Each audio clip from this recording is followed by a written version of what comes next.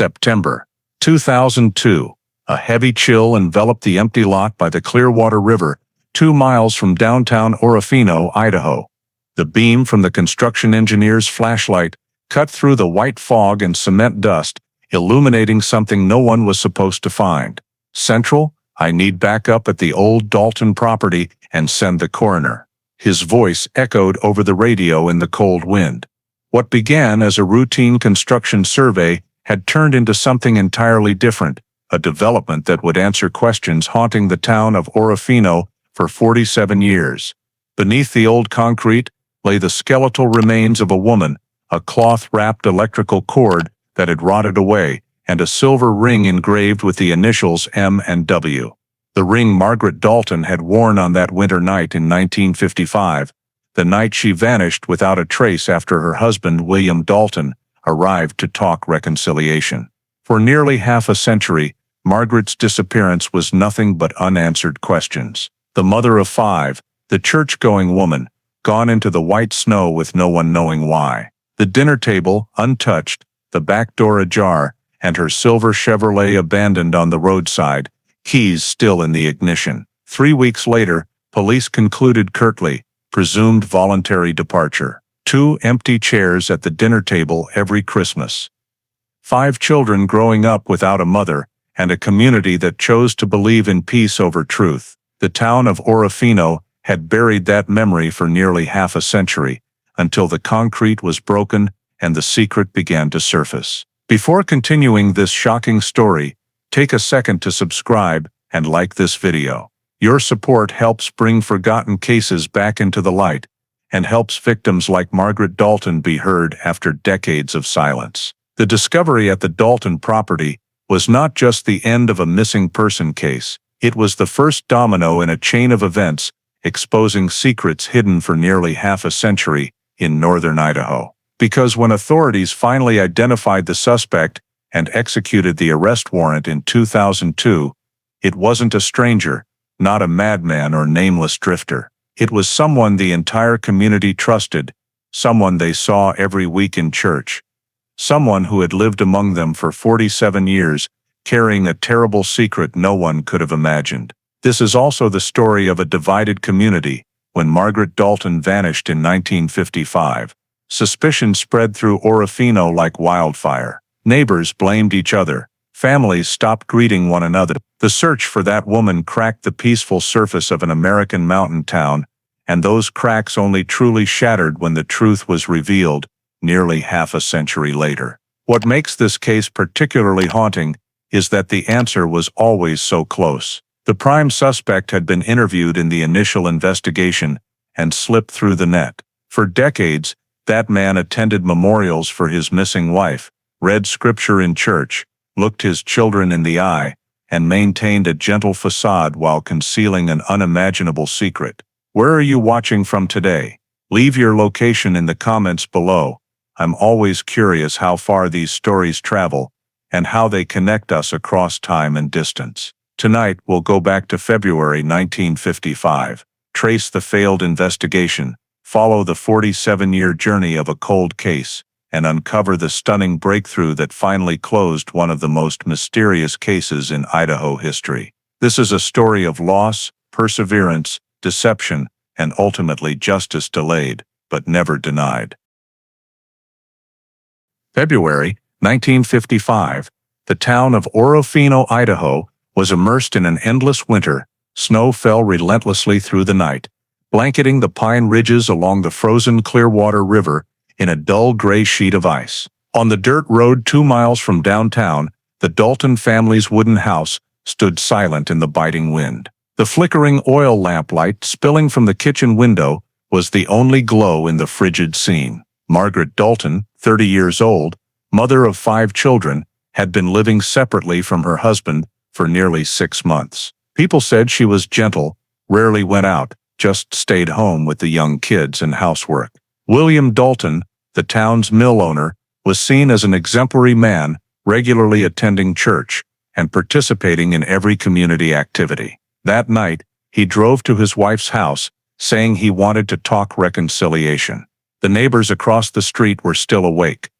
They said they saw the lights in the Dalton house on very late, then heard a few loud voices, seemingly arguing, before it went silent. Outside, the wind whipped against the wooden walls, the sky thick with dense white clouds, and no one left the house in the blizzard. The next morning, as snow lay thick on the path, the Dalton children woke up in the icy cold house. The dinner table still had the plates from the night before, the coffee pot cold on the stove, but the house was unusually empty. They called for their mother. No one answered. The back bedroom door was ajar, the bed neatly made, the blanket smooth as if no one had slept in it. One child ran out to the porch, looked around the yard, seeing only old snow tracks mixed into the gray mist. When neighbors came to check, William said his wife had left in the night. No one knew where she went. No one saw her on the road out of town. By mid-morning, he drove into downtown Orofino, snow still falling lightly, his coat covered in white. At the sheriff's office, William Dalton knocked on the door, his voice hoarse but calm, saying that his wife, Margaret Dalton, had disappeared. Harold McKay looked up from his stack of files, his tired eyes on the snow-covered man at the doorway. McKay knew William, a quiet man, lived properly, often present at church services, but today, something about him made McKay feel colder than the wind outside, an unnatural calm. He stood up, grabbed his coat, told Deputy Ray Larkin to prepare the vehicle. "Let's go see," he said quietly. The road to the Dalton house was deserted. Snow had covered the old tire tracks, the trees along both sides frozen like fossils. When the Jeep stopped at the porch, McKay saw the wooden house standing alone in the white expanse, no smoke rising from the chimney. The front door was slightly ajar, a dim light spilling from inside. He stepped onto the wooden steps, his footsteps making a dull thud on the floor. Inside, the house was cold, neat, and eerily quiet. The dinner table still had the plates from the meal, a cold coffee cup on the table. No signs of chaos, just a feeling of emptiness, as if time had stopped in the middle of the night. William walked behind, his voice even, "She left before dawn. When I woke up, she was gone." McKay didn't respond. He walked slowly through the living room, stopped at the thick women's coat still hanging on the rack, then glanced at the warm boots by the door. In the hallway, the 5 children stood still, their eyes bewildered. The oldest daughter, Evelyn, hair messy, hands clutching her nightgown, looked at the police with fear. McKay asked gently, "Did you see your mother this morning?" The girl shook her head, lips trembling. "Mom and Dad argued," she said softly. "Then Mom left." McKay nodded slightly, wrote in his notebook, the pencil scratching dryly on the paper. Deputy Larkin circled the house, checking the windows. The back kitchen door was ajar, snow blown into a thin layer on the wooden floor. Outside on the porch, McKay bent down to examine. In the snow, patchy footprints were imprinted, one smaller set overlapped by a larger one, then trailing toward the gate. Fresh snow had nearly covered them, but the direction out was still discernible. McKay looked for a moment, feeling something off. If she left, why not lock the door? And why go out in a blizzard night, without shoes, without a coat? Back inside, he asked William. "Do you know what your wife took with her?" The man answered immediately, without thinking. "Not much, maybe some money in a purse. She said she needed to leave for a while." His voice was flat, not a hint of panic. McKay closed his notebook, looked up at the man in front of him, then said slowly, "I'll file the missing person report, but I want to check the area around the house." William nodded, stepped aside. McKay walked through the hallway, stopped at the bedroom. The bed was smooth, blankets folded neatly, not a wrinkle. On the nightstand was a comb and a Bible open to the middle of a passage about sin and redemption. A cold draft whistled through the slightly open window. He gently closed it, then looked around the room once more, a heavy feeling, as if the woman's absence was still lingering in the air. Before leaving, McKay stopped at the neighbor's house, Alice Grant, who lived just a few hundred yards away. She opened the door in a thick sweater, her face worried. "I heard a loud noise last night," she said. "Like something heavy falling. Then someone shouting. I couldn't hear clearly. Then silence. I thought they were arguing again, so I didn't interfere. McKay thanked her, recorded the statement. Back at the station, he sat at his desk, opened his thick notebook. The desk lamp cast light on the paper, highlighting the dark blue ink on the yellowed background. He wrote the first line, Case 55M14, missing adult, Margaret Dalton. In the notes section, he hesitated a moment, then added, circumstances suspicious. News of Margaret Dalton's disappearance spread quickly that afternoon, carried by the cold winds blowing down the Clearwater Valley. The next morning, Sheriff Harold McKay officially launched a small-scale search operation, coordinating between the county police and local residents. 20 men with shovels, flashlights, search dogs, and a few homemade snowmobiles gathered in front of the Dalton house. No one spoke loudly. Everyone understood that in this cold sound was easily swallowed, leaving only the crunch of snow under boots and breath fogging in the mist. The Idaho sky was thick gray like lead, sleet falling steadily. McKay divided the area into 3 directions. One group swept around the house and the pine forest to the north. The second followed the frozen Clearwater River bank. The remaining group, including hunters familiar with the terrain, headed toward the low mountain range to the east. He instructed, if you see any trace, clothing, shoes, items, report immediately to the communication station at the Dalton house. The residents nodded, everyone bundled in hats, flashlights, strapped around their necks, and began dispersing in lines. In the forest, snow reached ankle deep. The tall pines, branches heavy with ice, swayed slightly as wind swept through. Search dogs sniffed around tree bases, barking in short bursts. McKay went with a small group, holding a hand-drawn topographic map, marking points in a radius from the house. Each time they stopped, he bent low, tapping the snow with his pen tip as if probing for a lingering heartbeat. They crossed snow-buried grass hills down to the riverbank. Water under the ice flowed slowly, making lonely cracking sounds. No new footprints, nothing but silence and skin-cutting cold. In the eastern area, the hunters group found a faint tire track running along the dirt road out of town. McKay arrived, bent down to examine. It was an old tire type, possibly from a Chevrolet. The track was fairly fresh, but interrupted in the middle, where wind and snow had nearly erased it. He followed it a long distance, hoping for more signs. A scrap of fabric, skid marks, anything. But the road was empty. Finally, he planted a small wooden stake to mark it, then returned to report to the others. As afternoon approached, fog blanketed the valley. Flashlight beams wandered lost in the white mist, sweeping over tree trunks, reflecting cold light like metal. McKay signaled for everyone to rest a bit. They built a small fire at the forest edge, smoke blending into the wind and dissipating immediately. One volunteer, an old forester named Johnson, shook his head, said softly, if she went out in that blizzard night, I'm afraid she wouldn't have survived this long. No one replied. McKay just looked toward the distant river, where the ice reflected the dim twilight glow. The second day, they expanded the range 2 more miles north, sending people along the route to Lewiston. A few residents said they hadn't seen any strange woman pass by.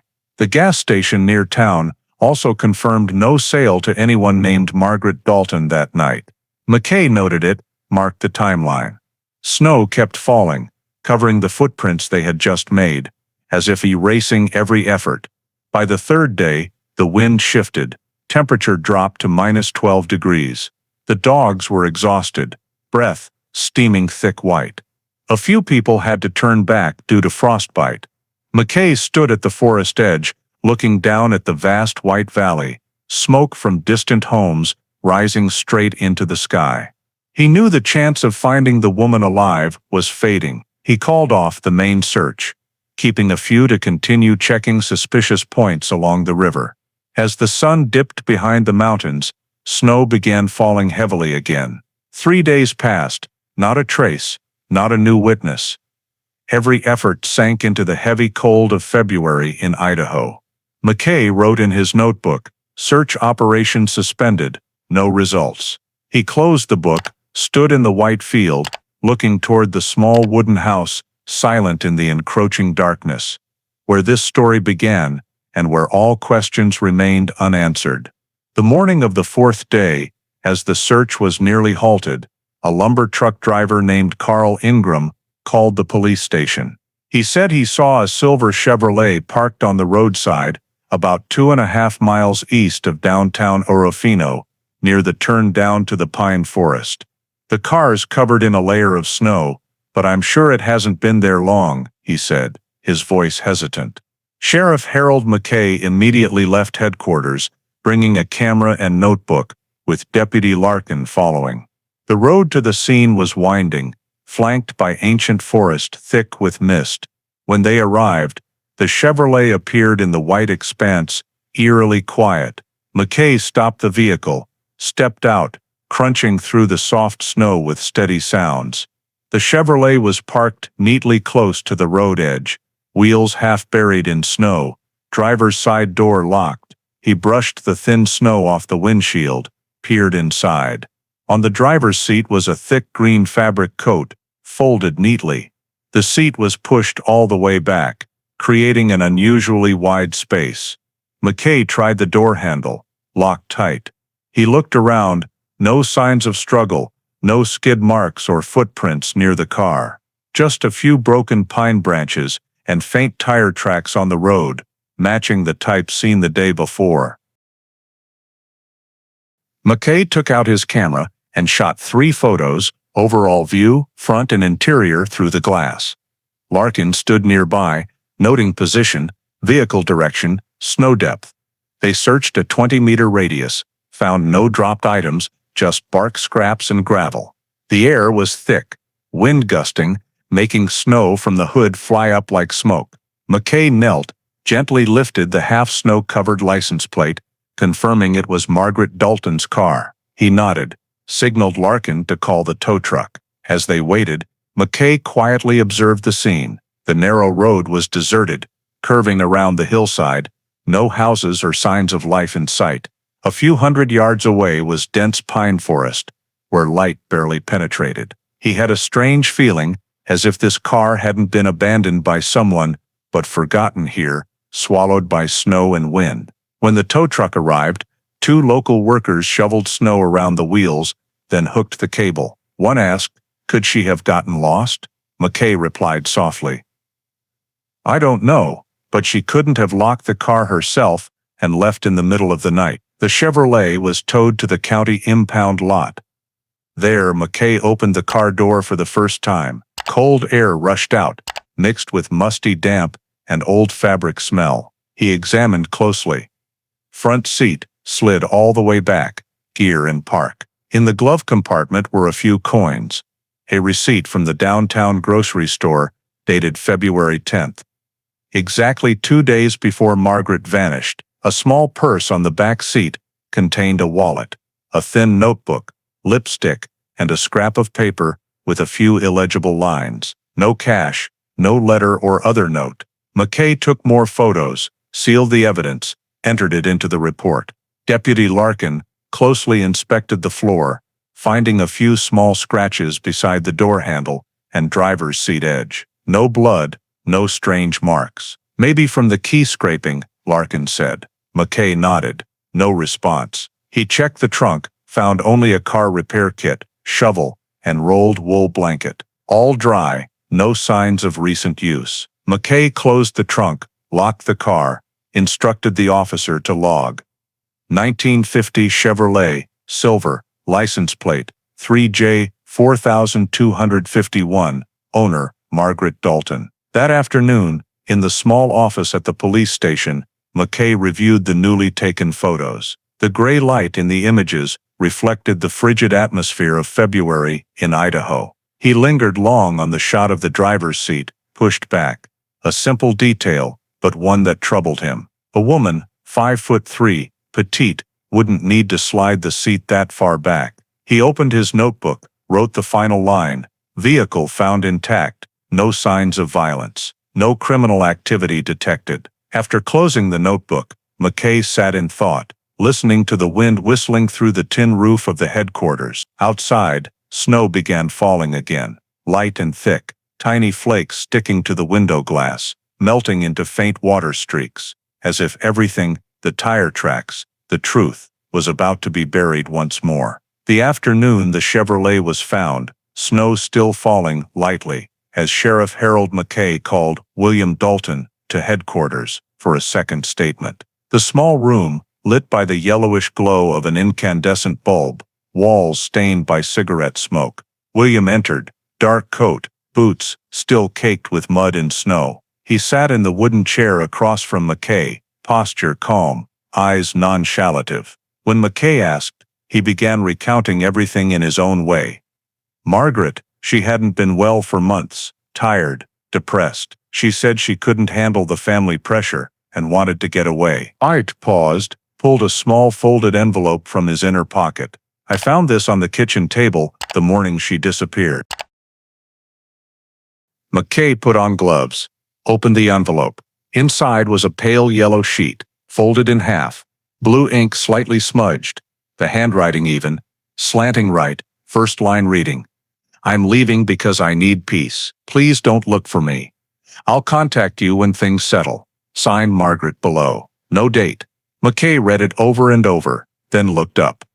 Did anyone see her write this letter? William shook his head, answered immediately. No, I was asleep when she wrote it, probably that night. He spoke with patient tone, as if stating the obvious. McKay continued. Can we take the letter for handwriting analysis? William frowned slightly. I don't think it's necessary. It's clearly her writing. McKay didn't respond, just placed the envelope in the file folder. Signed receipt. He noticed the man's hands, nails trimmed, right thumb scratched, index finger knuckle slightly swollen. What happened to your hand? Bumped it on a crate at the mill, William replied, not looking up. The room fell silent. The wall clock ticked steadily, mixed with wind howling in the hallway. McKay closed his notebook, nodded. All right, we'll keep searching. You'll be notified if there's any news. William only said, thank you, then stood and left. His footsteps echoed down the cement floor, heavy and slow. That evening, McKay went to the outskirts gas station, where someone reported seeing a car, like Margaret's, parked the night she vanished. The station had one night shift worker, Tommy Reeves, a 19-year-old part-timer. When McKay asked, Reeves recalled, the night of February 11th, around 10:30. I saw the silver Chevy, stopped across the road. A man in the driver's seat, a woman beside him. I recognized him. Mr. Dalton stops here for gas often. But she looked scared. McKay leaned in slightly. You sure? Reeves nodded, voice shaking. I took trash out back, came back and saw her staring out the window. Eyes wide like she wanted to say something. Then he turned. I couldn't see her face anymore. They sat a bit longer, then drove east. McKay asked why he hadn't reported sooner. Reeves looked down, awkward. I thought they were just arguing. In this town, everyone knows Mr. Dalton's strict. I never imagined. The sentence trailed off. McKay wrote a few lines in his notebook, then asked, can you confirm the exact date and time? Reeves just shrugged. I wrote the shift report that night, closed at 10:45. They left just before. McKay nodded, thanked him, then stood and left the station. The next morning, as he submitted the report at headquarters, the desk clerk, a middle-aged man, shook his head with a slight smile. You planning to put that kid's story in the file? Married couples argue sometimes. McKay didn't reply, just folded the report. In the official report, the witness statement section was blank. He only kept the note in his personal notebook. That afternoon, McKay stopped by the Dalton house again, spoke briefly with Evelyn and the younger children. The girls stayed silent, eyes fixed on the melting snow in the yard, saying nothing more. William sat at the table, organizing a stack of papers, seemingly unconcerned with the conversation. As McKay left, he turned back for one last look at the house. Afternoon light slanted through the window, reflecting off the wedding photo on the wall. In the picture, William and Margaret smiled brightly in a green summer. Smiles so vivid, No one would think that in this winter, the woman had vanished without a trace, except for a letter no one ever saw her write. In the weeks after taking statements, Harold McKay clung to any small clue that might bring him closer to the truth. He started with the simplest, contacting the local bank, where Margaret Dalton had a savings account opened in 1951. The manager confirmed the last withdrawal was 8 days before she vanished. Just $15, balance untouched, no transactions after. McKay also checked mail sent to the Dalton family's post office box. No letters in Margaret's handwriting, no job applications, no messages to friends. Everything stopped on February 11th, as if she had been erased from the town overnight. County police also checked along the route from Orofino to Lewiston, asking at rest stops, motels, and bus depots. No one remembered seeing a woman traveling alone in the blizzard. At that point, McKay felt he was groping in fog. All facts made sense, but didn't match his instinct. A woman missing, no money, no luggage, no coat, leaving home in a snowstorm night. It didn't add up. But when he reported to the district attorney's office, the response was just a shrug. No signs of crime, Harold. If she left voluntarily, there's no case to investigate. While McKay kept reviewing files, William Dalton maintained a suspicious calm. He attended church every Sunday, sat in the front pew, hands clasped in prayer under the stained glass. At the mill, he worked diligently, spoke evenly. No signs of disturbance from a man who just lost his wife. Whenever McKay stopped by, William was cooperative, answered briefly, never impatient. "I just hope she's happy somewhere else," he often said. In the community, people gradually stopped mentioning the disappearance. They pitied the children, sympathized with the widowed husband. Some churchwomen helped with housework, cooking, watching the kids for him. In a small town like Orofino, where everyone knew everyone, William Dalton's image slowly returned to normal. The pious, polite, exemplary man. But to McKay, it only made him more uneasy. He often sat for hours in his office, staring at the photo of the silver Chevrolet, especially the seat pushed far back. On late-night shifts, he reopened the handwritten letter William submitted, looking at the even, emotionless lines. "I'm leaving because I need peace." He had shown it to a high school teacher who had seen Margaret's writing, and the teacher only said vaguely, "It looks similar, but something's off. The slant's a bit different." McKay couldn't use a feeling as evidence. By late March, he tried contacting Margaret's relatives in Spokane, hoping for new leads. None had received a letter or call from her. They confirmed she had no friends or acquaintances elsewhere, and never mentioned leaving. McKay compiled all data, from the bank, witnesses, to route checks. But everything was empty. He had exhausted every investigative avenue within the law. On May 2, 1955, McKay was called to the district office to present the final report. In the brown wooden room, the prosecutor read the 4-page summary, then signed, "No evidence of criminal activity. Case classified as presumed voluntary departure. Adult voluntarily leaving residence." He closed the file, handed it to the clerk for storage. As McKay stepped outside, rare spring sun shone on the patchy melting snow along the path, reflecting blinding light that made him squint. That evening, he returned to his small office, alone. On the desk, the Dalton case file sat neatly, spine labeled Case 55M14. McKay opened his personal notebook, added a few lines. Bank, no transaction. Mail, none. Assets, unmoved. Husband, unusually calm. No criminal evidence, but sense of guilt remains. He closed the notebook, set the pen on top, then leaned back in his chair. In that moment, he thought of the 5 children sleeping in the wooden house 2 miles away. The house where, when the wind blew hard, people still said they heard the windows rattling like someone knocking to be let in from the white snow. The file coded 55M14 was moved to the basement of the county building in the summer of 1955, placed in a cardboard box with a few black and white photos, the handwritten letter, and Harold McKay's final report.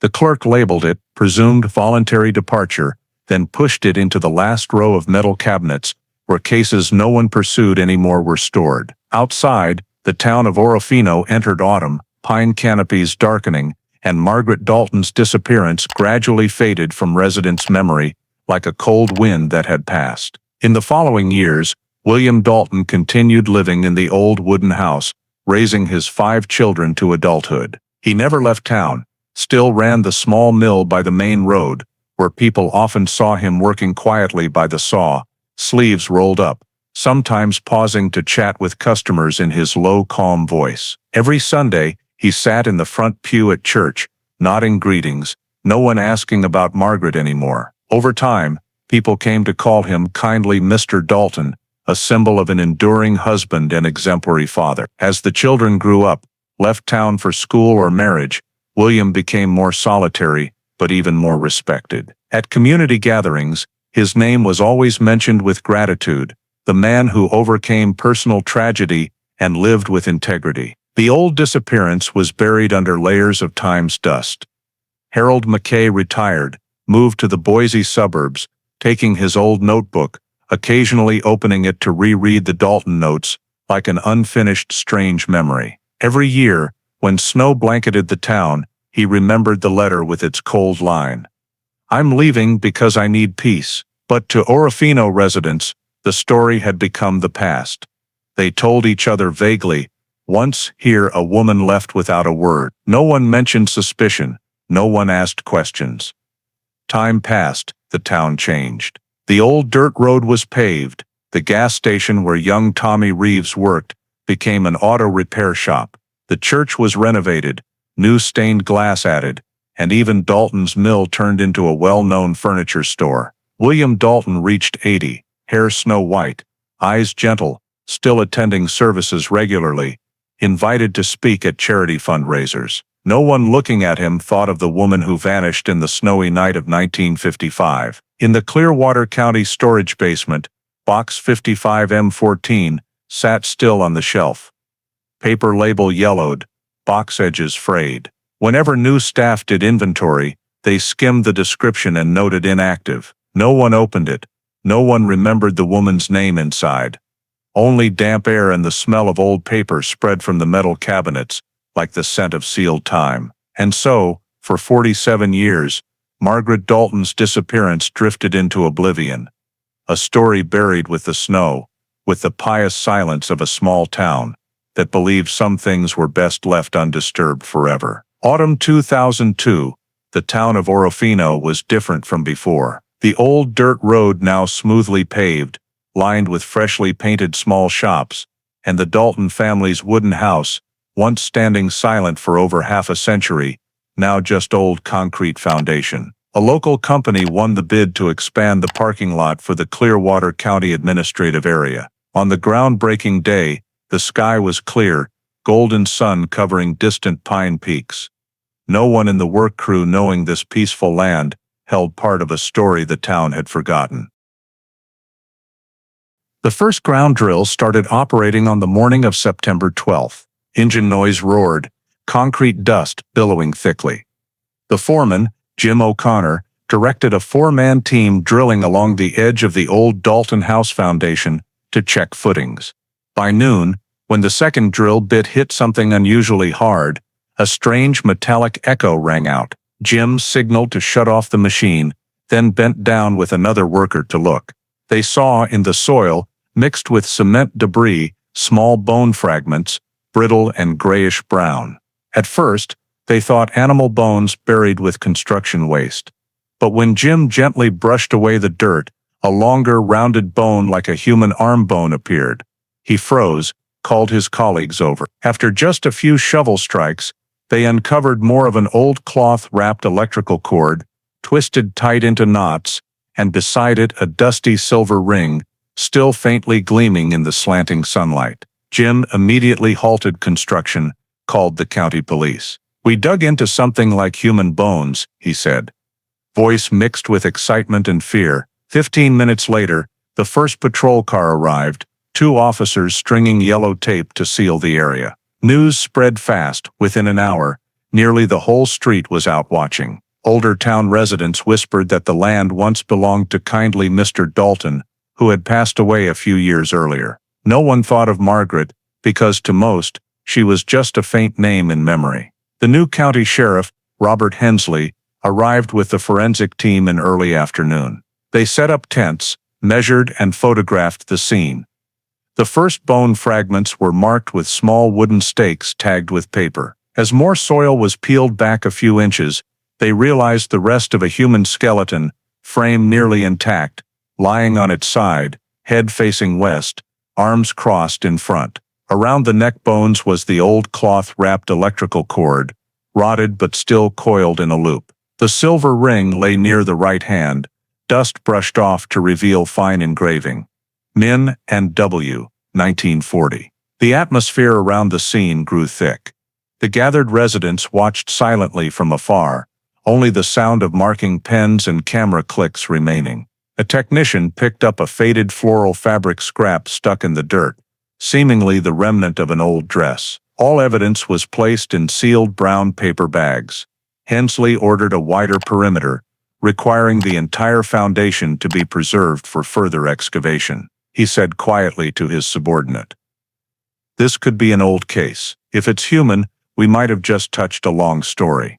By afternoon, as the sunlight slanted, the investigation team paused. They covered the remains area with a plastic tarp, placed a sign reading "Crime Scene Processing, No Unauthorized Entry." Hensley and lead technician Ellen Morton sat at a field table reviewing photos. "Bones appear female," she said. "Small size, wide pelvis. The ring, 1940, same era as the first families here." Hensley nodded. "Send samples to Boise for analysis. Note in report, remains likely adult female." As they packed equipment, evening mist began descending. Ambulance lights cast a dim yellow glow on the dug-up ground. A damp, cold smell rose, mixed with the rusty scent of old wire. At the lot's edge, Jim O'Connor stood watching, hands deep in his pockets, face pale. He said softly to his colleague, "Maybe we just dug up what this place tried to keep for decades." That night, the small town seemed sleepless. At the roadside cafe, a few whispered about old days, some hesitantly mentioning the Dalton woman disappearance, as if afraid the wind might hear. Meanwhile, in the Clearwater County old storage room, when Hensley called the head clerk about 1955 files, he heard paper flipping, and the answer after a few minutes, yes. One case coded 55M14, missing unresolved. The man's voice on the line dropped. "Good heavens, I haven't heard that name in nearly half a century." At the same time, in the tech team's temporary room, the freshly cleaned silver ring lay in a steel tray, gleaming under the light. The engraving M and W, 1940 shimmered strangely, like a faint call from the past rising through dust, through the old foundation, reminding that some stories, no matter how long buried, never truly end. 3 days after discovery, all samples from the old Orofino Foundation were transported by specialized vehicle to the Idaho State Forensic Lab in Boise. The remains box was carefully sealed, labeled Case Number 02AD, Suspected Historical Remains. The lead forensic pathologist was Dr. Karen Whitfield, with over 20 years in forensic anthropology. Opening the lid, she and the technicians fell silent for a moment. The bones arranged neatly on white plastic, their ivory gray color evoking a heavy feeling, as if the buried years still held cold. Whitfield began preliminary notes, skeleton over 80% complete, including skull, ribs and pelvis sufficient for sex determination. After hours of observation, initial conclusion, female, estimated age 30 to 35, the silver ring found near the right hand was cleaned, inner engraving clear, metal oxidation matched over 40 years burial. A floral fabric fragment showed 1950s weave pattern. The team examined the neck bones. Under halogen light, cervical vertebrae 2 and 3 showed clear fractures.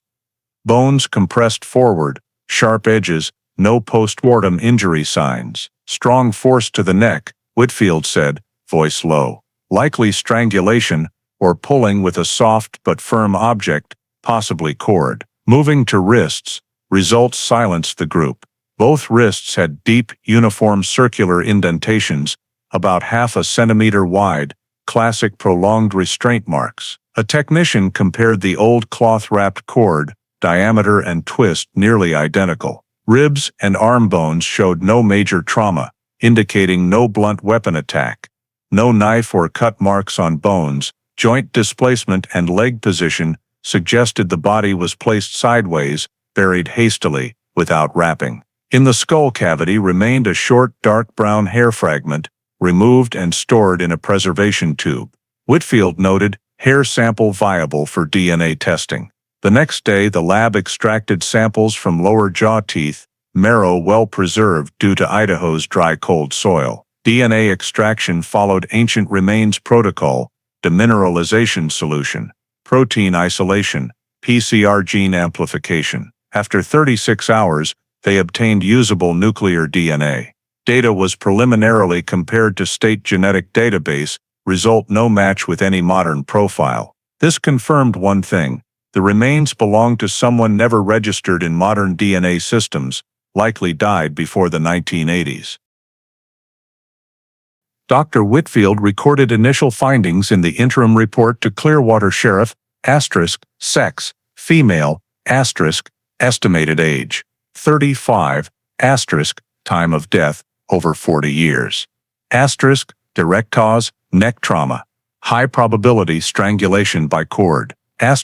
Accompanying signs, parallel wrist restraint marks. Body position suggests restraint, before death.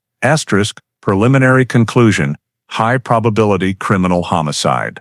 Report signed at 5:45 p.m., September 18, 2002. That same afternoon, Whitfield stood by the lab window, overlooking the Boise River, glinting in the sun. In her hand was a photo of the engraved silver ring, ENW, 1940. The year 1940 made her think.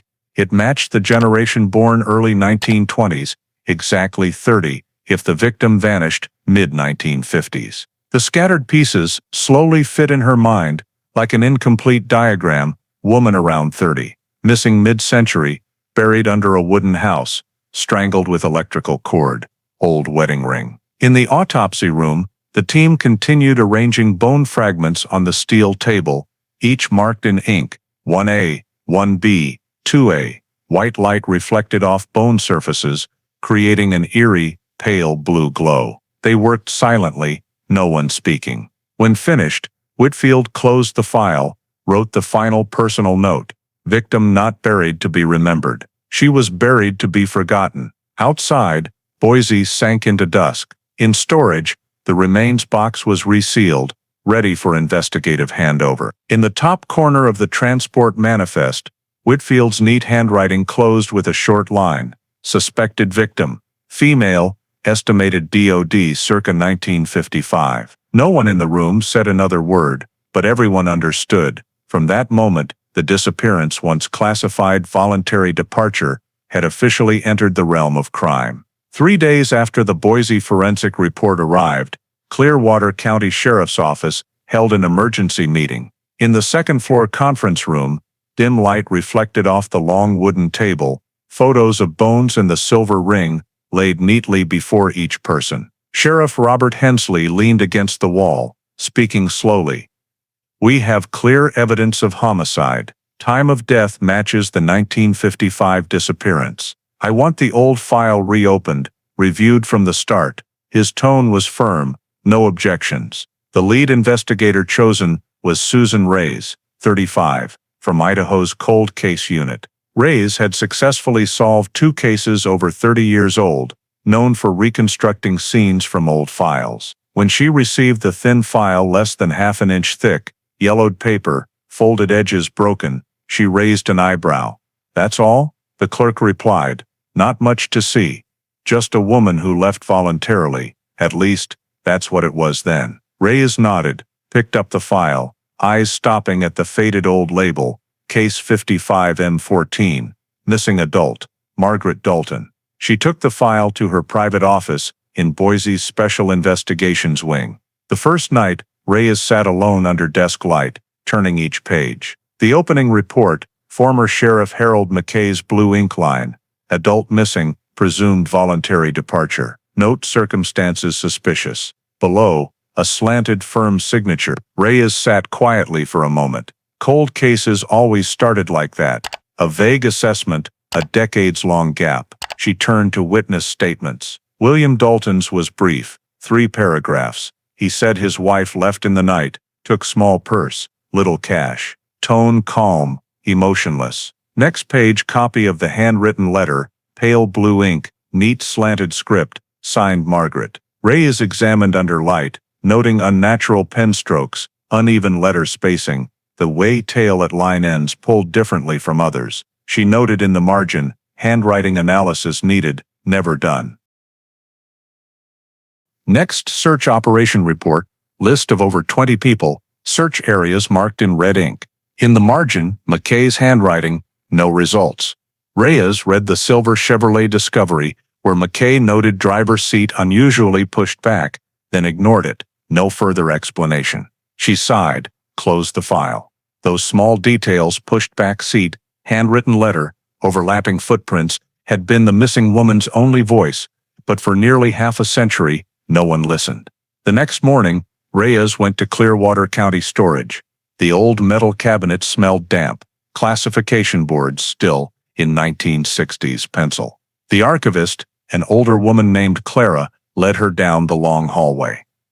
All 1955 files are in the last row right side. Reyes opened the 4th drawer, found box 55M14. Inside, besides reports and black and white photos, was a clipped note in pencil. Gas station witness not interviewed, Tommy Reeves. She frowned. That name never appeared in the case summary. Who is this? Reyes asked. Clara shrugged.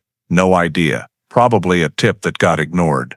Back then, they didn't record everything. Reyes stood silent a few seconds, then put all documents in a new file folder. Back in her office, she reorganized everything chronologically: disappearance date, scene, statements, evidence, conclusion. For each section, she added yellow sticky notes, marking contradictions. In the corner of the desk, she placed a blank sheet, wrote in large letters, "What was not explained." Below, she listed 1. Voluntary departure letter, never analyzed for handwriting. 2. Gas station witness statement missing from official file. 3. Driver's seat position. Detail ignored. 4. 2 different shoe sizes, never compared. 5.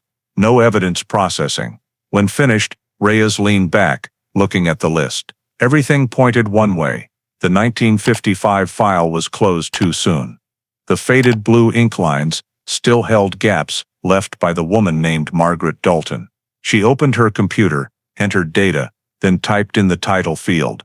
55M14. Ray opened. Under the desk light, the screen showed the saved line, reflecting in Reyes's eyes. Outside the window, Idaho's sky darkened, late-season snow mixing with rain. The wind through the long headquarters hallway sounded like someone knocking lightly on the door, steady, patient, as if after 47 years, Margaret Dalton herself was returning, demanding to be heard one last time. 3 weeks after officially reopening the file, Susan Reyes began tracking names from the old witness list. The first she chose was Tommy Reeves, mentioned in the surviving 1955 pencil note. Per residency records, Reeves was now 66, living on the outskirts of Lewiston, nearly 40 miles from Orofino. One November morning, Reyes drove a misty road, pines along both sides bending in the wind. Reeves's house sat at the end of a small slope, old tin roof, front yard piled with auto repair tools. When she introduced herself as a cold case unit investigator, Reeves was silent for a long moment, then said softly, "I knew someday someone would come back, asking about that." In the small kitchen smelling of engine oil, he poured coffee and sat across from Reyes, his wrinkled face, eyes still sharp and wary. "That night I was 19, he began. "My shift at the gas station ended at 10:30. I was cleaning up when I saw the silver Chevrolet stopped across the road. At first I just meant to wave, but then I recognized it was Mr. Dalton. I knew him, everyone in Orofino did." He paused, took a drag on his cigarette, voice turning hoarse. She was sitting beside him.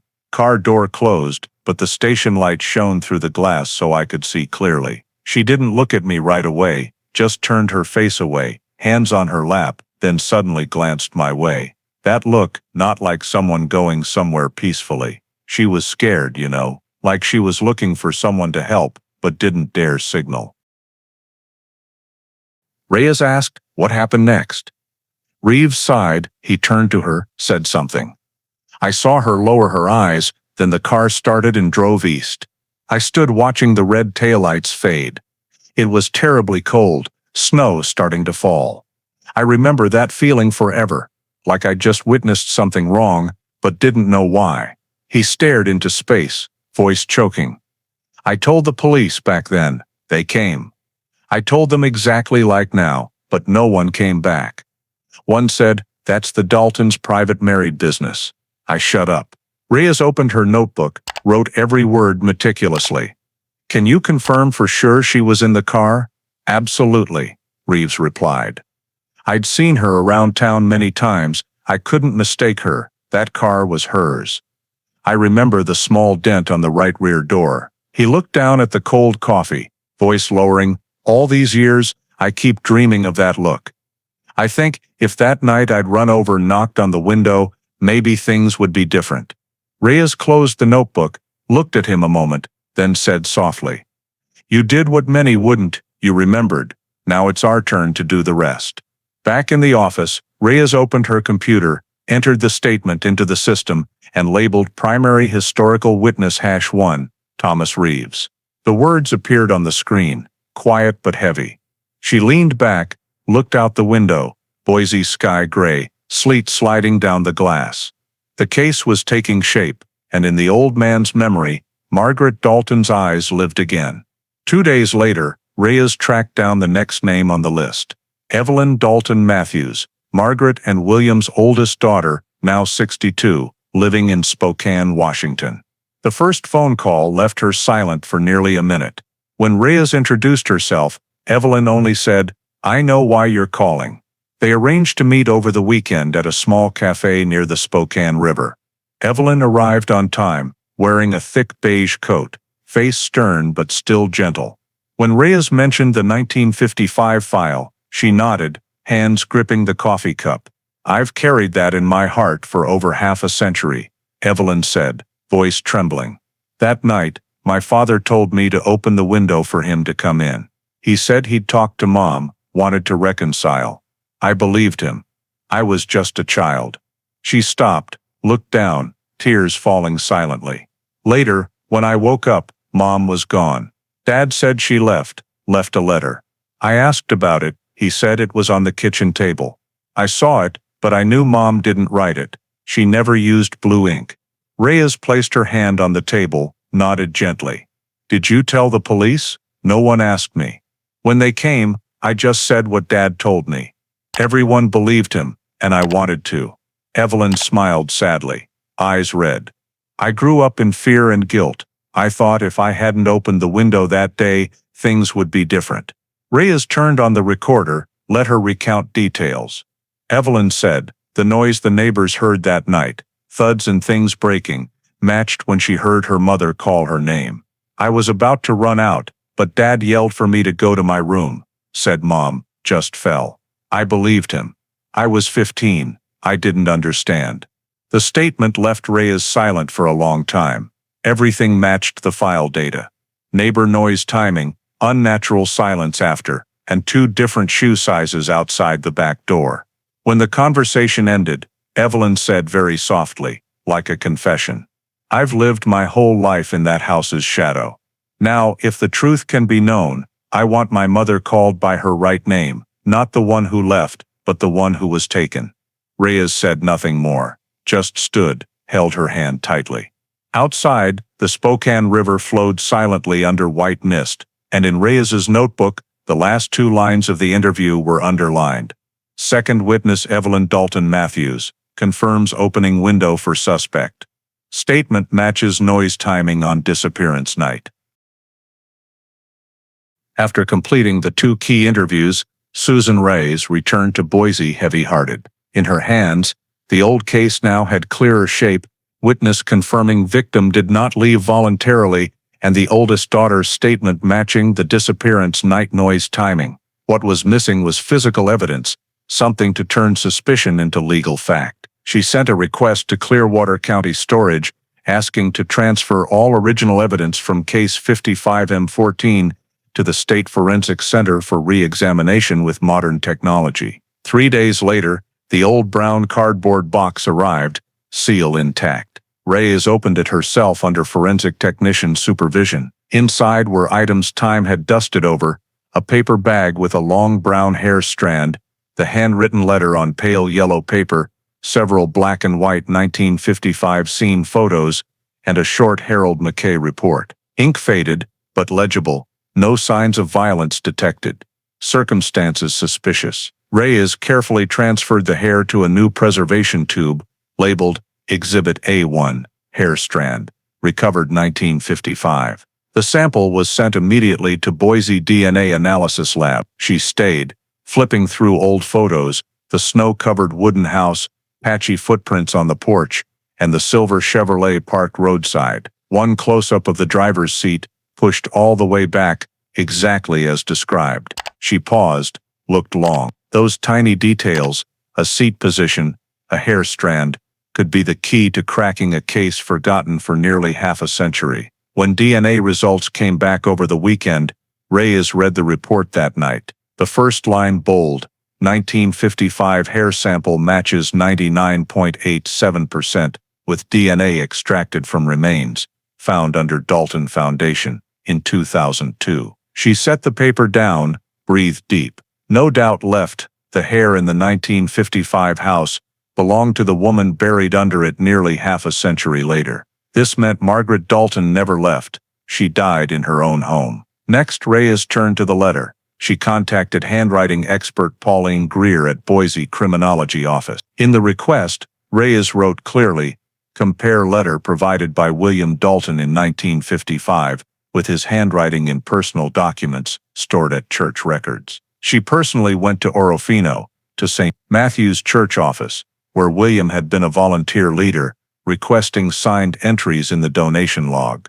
The old priest recalled, he wrote beautifully, carefully, always used blue ink. The words chilled Reyes, the same ink in the farewell letter, attributed to Margaret. 2 weeks later, the handwriting analysis arrived in a thick envelope. The 12-page report, conclusion brief, stroke, slant, and pressure in the letter match, completely with William Dalton's samples. No indication of another writer. Final line, 100% match probability, letter written by William Dalton. Reyes read to that point, sat silent, a long time. In the room, only the ventilation fan hummed. Everything she had suspected was now fact. William not only concealed, but fabricated evidence to make the town believe his wife left voluntarily. She reopened the old file, looked at McKay's faded blue ink. Circumstances suspicious. In the silence, Reyes whispered to herself, "You were right." The next morning, she met with the forensic team. Technicians presented one more detail. The cloth-wrapped electrical cord found with the remains matched wire produced at Dalton's mill in the early 1950s. Twist pattern and copper core had a unique supplier mark from his partner. Couldn't be clearer, the technician said. Reyes just nodded, eyes cold. We have everything we need. That afternoon, she sat in her small office, watching rainfall. On the desk were 3 expanded files, pages thick with notes. DNA, match, handwriting, forged, cord, origin, at Dalton Mill. Reyes closed them all, wrote the final line in the preliminary report to Clearwater Court. Request warrant to search current residence of William Dalton, age 82, for additional evidence verification. Below, she signed, then added in small pen, Case 55M14 her cold case reopened. Probable homicide confirmed. Outside the window, lightning flashed over Idaho sky, illuminating the moment the paper went into a sealed envelope. In the brief flash, Reyes's face reflected on the glass, tense but resolute. After nearly half a century, the silence around the Dalton house finally began to crack. Morning of September 14, 2002, Thick clouds covered Lewiston, Idaho. Cold came early, and across the hillside, St. Luke's nursing home sat quiet among fading maple rows. When the Clearwater County Sheriff's patrol car stopped at the gate, no one in the home noticed, except a few elderly residents turning curiously to the window. Investigator Susan Reyes and two officers stepped out, holding a court-signed search warrant. The warrant stated clearly, "Purpose: seize evidence potentially related to criminal case 55M14, reopened 2002. William Dalton, 82, had lived at St. Luke's over 6 years. He was a beloved resident, gentle, polite, quiet. That morning, as Reyes and the team entered his room, he sat in an armchair by the window, glasses on, reading the paper, steaming tea beside him. Hearing the knock, he looked up, eyes calm, unsurprised. "You're here for the old story?" he asked, voice hoarse but steady. Reyes nodded, presented the warrant. "We need to check a few items in your room, Mr. Dalton. It'll be quick." He looked at the paper, then slowly folded the newspaper, said deliberately, "Do your job." William's room was small, tidy, neat, like a model home in a guidebook. Reyes observed: single bed with green blanket, wooden table with reading lamp, old wardrobe, a few framed family photos on the wall, one of him and his 5 young children.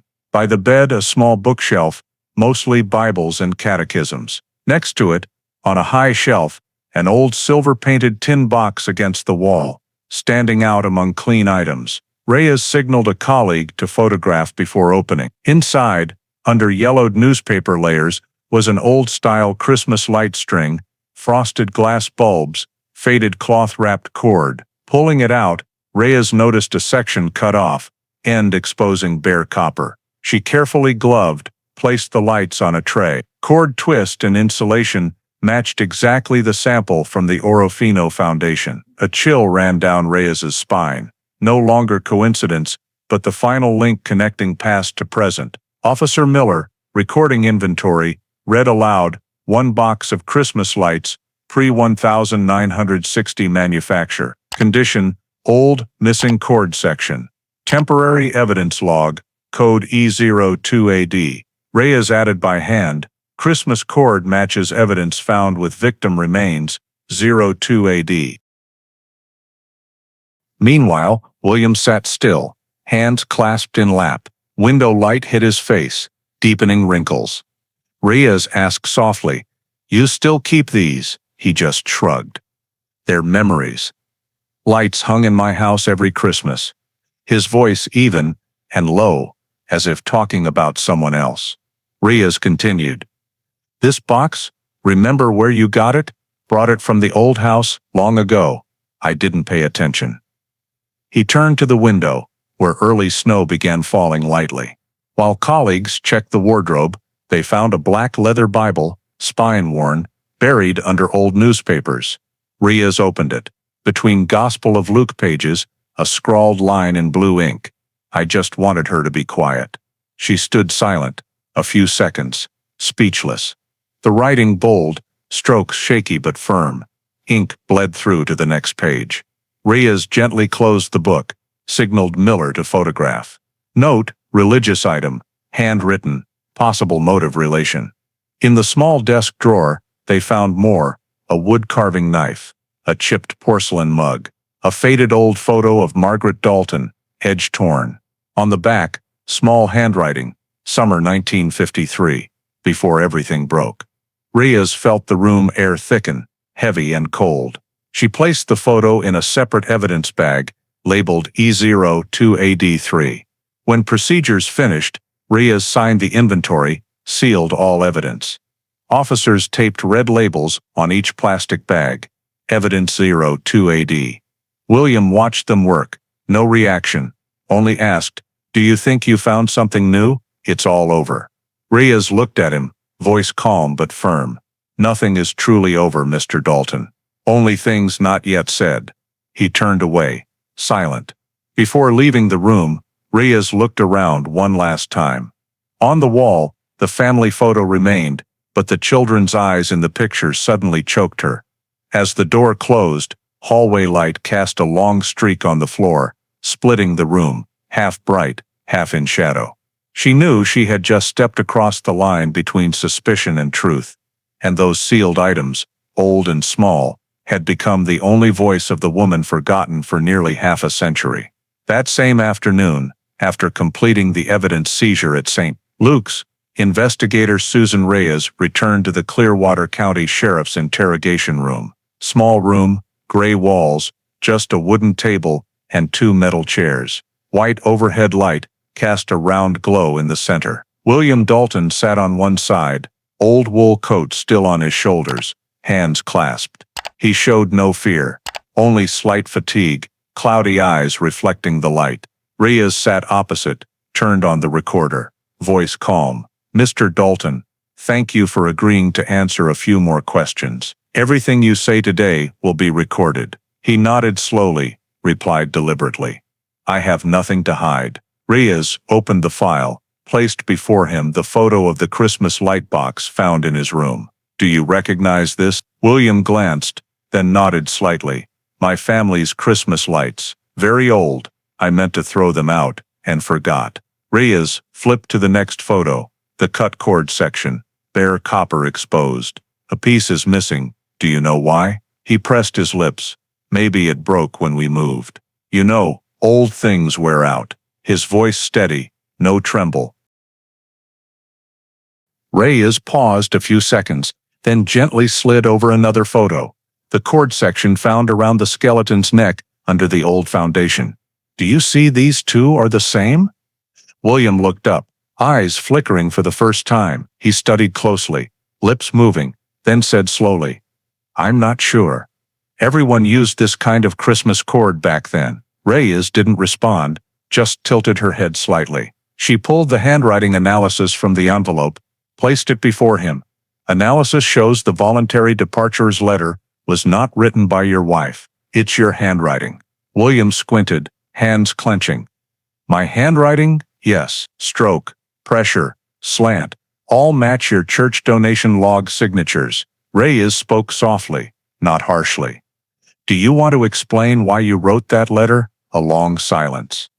William looked down at the table, shoulders trembling slightly. "I just wanted it to end quietly," he said softly. "She was always unhappy, always talking about leaving. I thought, if everyone believed she left, no one would ask any more." Reyes listened, eyes fixed on his face. "So she really left?" "Yes." He looked up, gaze suddenly hard. "I did nothing wrong. She left the house. I don't know where." Reyes turned another page. The Bible photo with, "I just wanted her to be quiet." "This yours?" William exhaled, eyes narrowing. "God knows I wrote that in anger. I didn't think it meant anything else." She nodded, no argument, then shifted calmly. "When you left that house in 1955, did you take anything?" He frowned. "A few keepsakes, some things in the Christmas box. And you kept them until now." "I couldn't throw them away," he said, voice fading. Reyes leaned back, changed tone. "Do you remember the Christmas cord in your box missing a section?" He paused, eyes suddenly distant. "I threw it away," he answered quickly, voice hoarse. "Long ago. Don't ask me about that anymore." "Where did you throw it?" "I don't remember." Reyes looked straight at him. "You sure?" A heavy silence.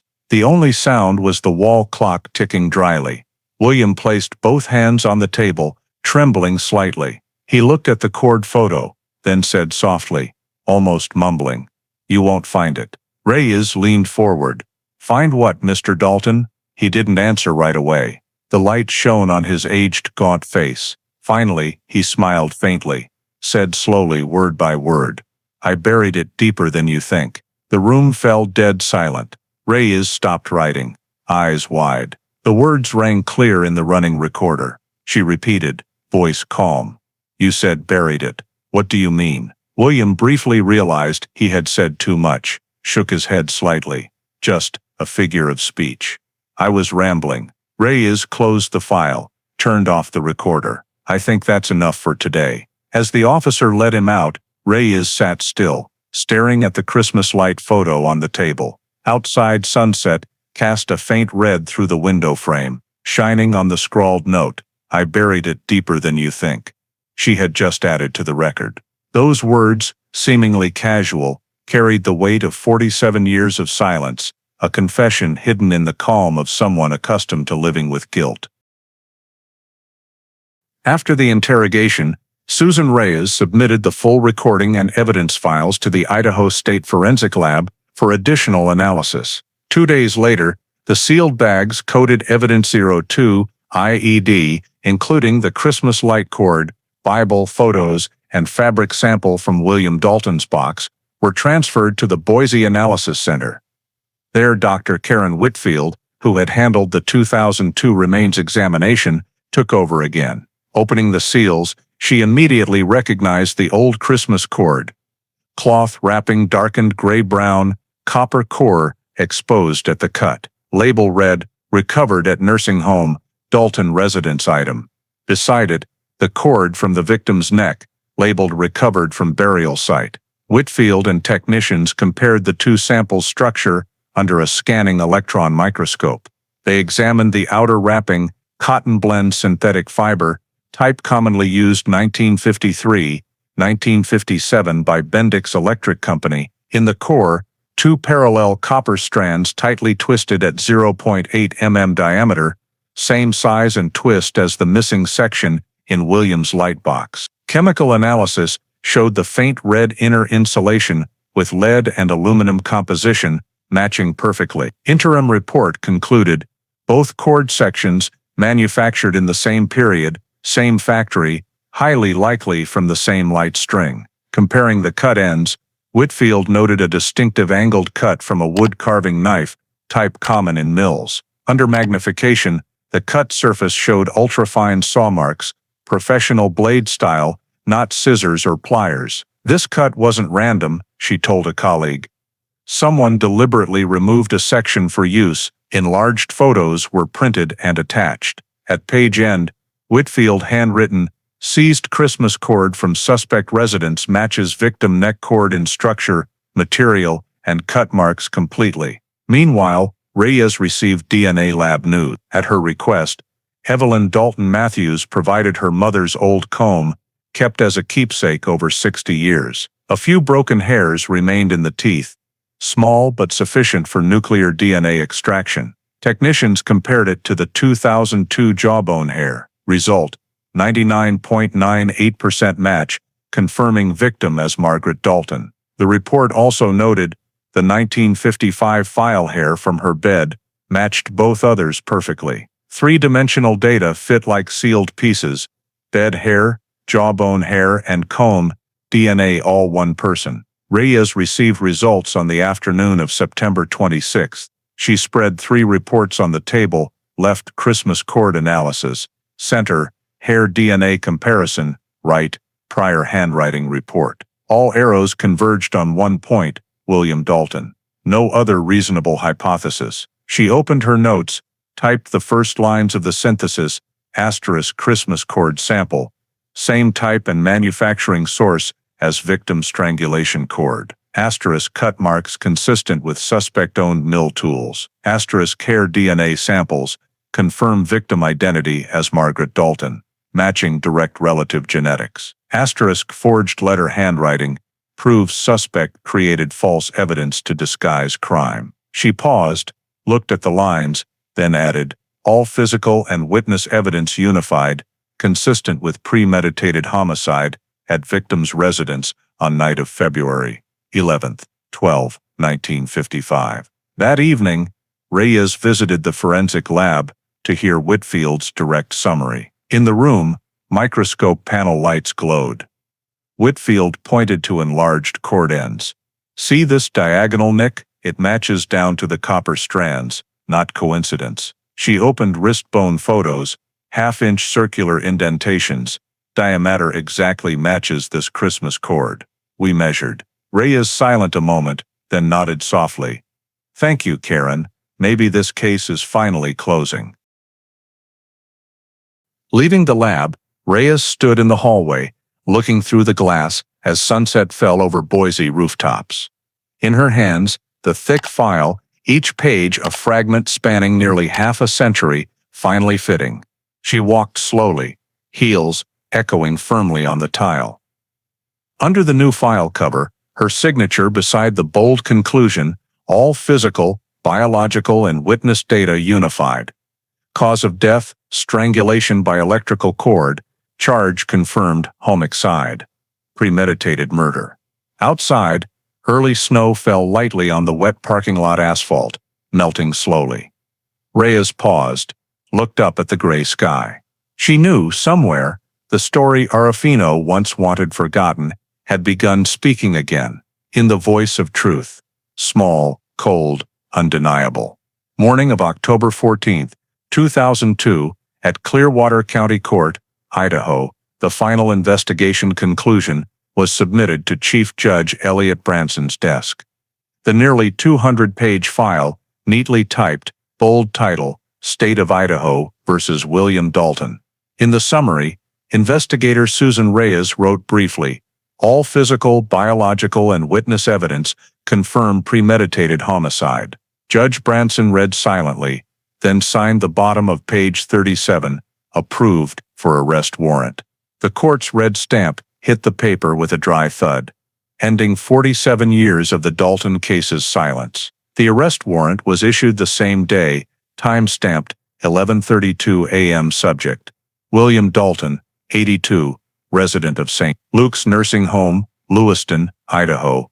Charge: first-degree homicide, 1955. When the report reached Sheriff Robert Hensley's office, he looked at Reyes, said simply, "Do it calmly." He's waited half a century to be asked again. Reyes nodded, took the warrant, folded it into her coat pocket.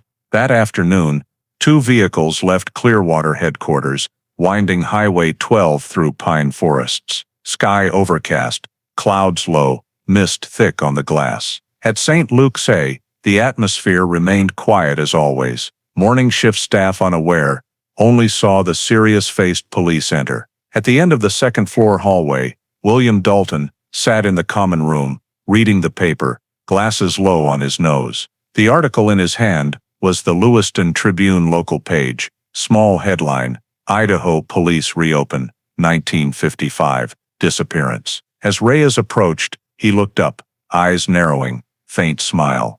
"I guessed you'd come back for me." Reyes opened the file, voice calm but firm. "William Dalton, by order of Clearwater County Court, you are under arrest for first-degree murder in the death of Margaret Dalton, February 1955. He set the paper down, sighed, finally here. 2 officers stepped forward gently, read Miranda rights, then cuffed him with shiny steel handcuffs. William offered no resistance, only winced slightly at his frail wrists. The elderly in the common room looked up, some whispering in disbelief. To them, William Dalton had always been the gentle man who read the Bible each morning, led Sunday prayers. A nurse choked. He taught me hymns." Reyes said nothing, just nodded slightly, and signaled the escort team. As they walked the hallway, William turned back, eyes quiet. He said softly, almost to himself, 47 years, and they still found me. Margaret, you were persistent." The patrol car left St. Luke's Gate at 3:27 p.m., heading west. Flashing lights, reflected on the glass, gliding past Lewiston's peaceful rooftops. In the back, William sat straight, cuffed hands in his lap, eyes on the window. Reyes sat opposite, silent, only the faint clink of chains mixed with tires on wet road. By the time they reached Clearwater, news had spread statewide. The first report aired on local KTVB News at 5 p.m. Ticker, breaking, Idaho pastor arrested for wife's 1955 murder. National channels quickly followed. Cold case solved after 47 years, retired carpenter faces murder charge. William Dalton's photo from 1955 file, young face, bright eyes, placed beside current one in nursing home scrubs, snow-white hair. The contrast chilled viewers. That evening, outside the county sheriff's headquarters, camera lights flashed, reporters crowded. One asked, was the suspect a church leader in Orofino? Reyes, beside Hensley, answered briefly. William Dalton is the sole suspect in Margaret Dalton's death. We have physical evidence and witness statements confirming it. She refused more. Inside, William was led to temporary holding. As the officer closed the door, he sat on the metal bench, hands clasped, eyes calm. He seemed unafraid, only tired, as if for 47 years he had waited for this moment to silently acknowledge with his presence. On the wall, cold fluorescent light fell on his aged face, the face once called Orofino's moral carpenter, now the exposed killer in Idaho's coldest case. Spring 2003, nearly half a century after the snowy Orofino night of 1955, Clearwater County courtroom opened for what the state called the Dalton case. In the gallery, reporters packed, camera lights reflecting off dark wood walls. At the prosecution table, attorney Mary Whitcomb, state representative, arranged the thick file of 47 years' evidence. Opposite, William Dalton, 83, white hair, gray prison jumpsuit, sat straight, thin hands on the table. He had no private attorney. When the court asked, he replied softly, "I want to defend myself. No one knows this story better than I." His voice, hoarse but firm. Judge Branson nodded. Noted defendant voluntarily waives counsel. Prosecutor Whitcomb began her opening calmly, each word ringing in the quiet room. "Your Honor, we will prove that on the night of February 11, 1955, defendant William Dalton strangled his wife, Margaret Dalton, with a section of Christmas light cord from their home. He buried her body under the foundation, forged a letter saying she left voluntarily, then lived 47 years as an exemplary husband. But the truth rose from the ground, literally. Behind, a few elderly locals bowed heads, whispering. Evelyn Dalton Matthews, the victim's oldest daughter, sat front row, clutching a handkerchief. Beside her, Tommy Reeves, the only witness who last saw Margaret in the car that night. Reyes, case investigator, sat in the back, eyes tense. As prosecution presented evidence, images projected one by one, 1955 silver Chevrolet photo, silver ring engraved M&W, 1940. Then the skeleton under the old foundation. Projector hummed steadily, mixed with page flips. Whitcomb held up the sealed plastic bag with the Christmas cord, voice firm. "This is the murder weapon." Electrical cord taken from the Dalton family Christmas lights, missing section matches perfectly the cord around Margaret Dalton's neck. Copper core cut marks matched the defendant's mill knife. This was no accident, no voluntary departure. This was premeditated murder. Next, she presented the hair DNA analysis, screen showing parallel gene charts. Hair from the bed, hair in the jawbone, and hair from the victim's daughter's old comb. All match 99.98%. No doubt, the remains are Margaret Dalton. The jury fell silent. One woman in the gallery covered her mouth. When the voluntary departure letter projected, Whitcomb walked slowly to the defendant's table, placed the handwriting analysis before him. "This letter, Mr. Dalton, is yours, not your wife's. Analysis shows same stroke, slant, pressure as your St. Matthew's Church donation log signatures." William didn't look up, only said softly, "I wrote it for her to give everyone peace." Prosecution continued calling witnesses. Tommy Reeves first. He stood shakily, voice hoarse. "I saw them in the car that night." She looked out the window, terrified. Then he turned, and I couldn't see her anymore. Whitcomb asked, "Are you certain it wasn't someone else?" Reeves nodded. "I'll never forget that look. She was begging for help, and I did nothing." The courtroom fell dead silent. Next, Evelyn Dalton Matthews, 62, stepped to the witness stand. She trembled slightly, raising her hand to swear. Prosecutor asked, "Do you remember anything about the night your mother disappeared?" Evelyn breathed deep, voice choking. "My father told me to open the back window for him to come in. He said he just wanted to talk to Mom. I believed him. Then I heard things falling, and Mom calling my name. Then silence. Next morning, Mom was gone." Whitcomb continued, "Did you ever see the letter your father gave police?" "Yes," Evelyn replied, eyes tearing. But Mom didn't write in blue ink. She hated that color. I knew it was fake. Her testimony made several jurors bow heads, scribbling furiously. As prosecution concluded, Whitcomb closed the file, voice firm. Your Honor, we don't just have evidence, we have the truth. And the truth isn't buried with the snow. It only waits to be dug up. William Dalton's turn. He stood slowly, hands on the table, representing himself. I've lived my whole life atoning to God, he began, voice hoarse and thick. But I didn't kill her. Margaret left because she couldn't stand me. I just helped her disappear quietly. It was all for peace. The judge allowed him to cross-examine witnesses. When Evelyn was recalled to the stand, William walked closer, aged eyes, still trying to hold authority. Evelyn, he said, voice trembling slightly. Do you really believe your father could do that? Your father raised you, cared for you, took you to church every Sunday. She looked straight at him, tears streaming, but voice firm. You killed Mom. The courtroom fell heavy silent.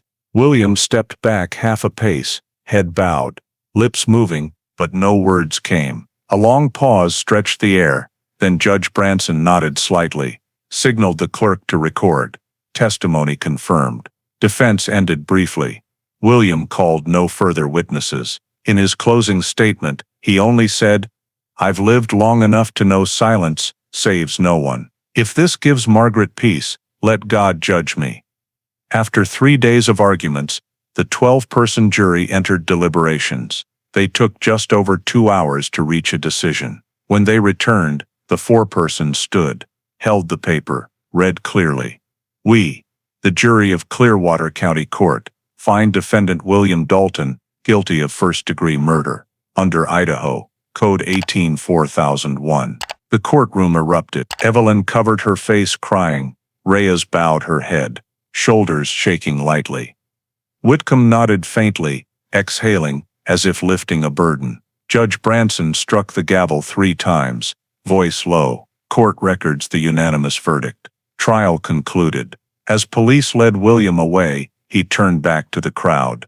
In those aged eyes, no more denial or excuses, only emptiness. He smiled faintly, said softly enough for Reyes to hear. Finally, she's been found. Outside, late-season snow fell lightly on the Clearwater courthouse roof, melting in the sun. After 47 years, the Margaret Dalton case, the woman who vanished in the snow, closed with a verdict that justice itself had taken nearly half a century to voice. Autumn 2003, 8 months after the trial ended, William Dalton died in the Idaho State Medical Prison, aged 83. Official report listed cause as heart failure due to age, but the prison file added a small handwritten doctor's note, no resistance to treatment, silent to the end. He passed at 4:17 a.m., in a room with only the steady beep of the heart monitor. When staff arrived, William still held the old Bible on his chest, open to the passage on judgment and forgiveness. News of his death spread quietly. No funeral, no family claimed the body. St.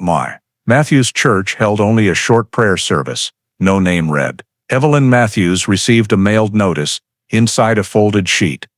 William Dalton, deceased, September 23, 2003. She folded it, placed it on the small altar beside her mother's photo, then whispered, "It's over, Mom." In Clearwater, in the second-floor sheriff's office room, investigator Susan Reyes sat before the file, now many times thicker. Photos, reports, statements, analyses, and the court verdict. On the old cover, the faded label still read Case 55M14, Missing Adult, Margaret Dalton, now with a new bold red sticker, Status, Solved. She added in black pen below, Homicide, Convicted 2003. Reyes reopened the first page, where former Sheriff Harold McKay's nearly half-century-old report read, Circumstances, Suspicious. The shaky handwriting of the deceased man brought a sad smile. He had seen what his era couldn't prove. She pulled her own old memo, attached throughout the reinvestigation, reread the faded line. What was not explained? Now everything had answers. When she wrote the final summary to the Idaho Department of Justice, Reyes opened with one sentence, Margaret Dalton case, missing 1955. Solved, 2002, 47 years, 14 original file pages, and one single truth. The conclusion brief. No rhetoric, no justification. Victim died from strangulation by electrical cord. Suspect convicted of first-degree murder. Case closed. That afternoon, signing the last page, Reyes removed her glasses, sat quietly looking out the window. Early snow fell again over Clearwater, covering rooftops, erasing old paths. She knew somewhere under that snow, the old Dalton house was just flat ground, a silent parking lot, where no one remembered a woman named Margaret Dalton, once vanished in the night. Reyes closed the file, folded her hands, whispered like a farewell. Finally, you've been found. Then she placed the documents in storage, on the box spine a new clear line. Case 55M14, Margaret Dalton. Solved. In the quiet room, the wall clock ticked steadily. Each beat closed another door of the past, leaving only a faint chill spreading through the space, the thin cold of Idaho autumn, where truth had finally been called by its name. The Margaret Dalton story is more than an old 1955 Idaho criminal case. It's a mirror for modern America, especially about domestic violence, collective silence, and true community responsibility. In the case, all of Orofino accepted William Dalton's she-left explanation because he was the respected man, churchgoer, single father, while Margaret had no voice to defend herself. 1955 police recorded it as presumed voluntary departure. Though Sheriff McKay saw mismatches, Margaret's coat still hung in the house, the driver's seat pushed too far back for her height, and neighbors heard crashes at midnight. Worse, the letter, "I'm leaving because I need peace," later proven written by William, was accepted without verification. In today's America, we repeat that mistake when someone says, "She just needs space," or "family business stays in the family." Lesson 1. Domestic violence is not private. If Margaret's neighbors believed the cries that night, if Tommy Reeves's testimony of her terrified eyes in the Chevrolet was recorded properly, maybe Margaret wouldn't have been buried under her own floor for 47 years. Lesson 2. Don't let reputation obscure truth.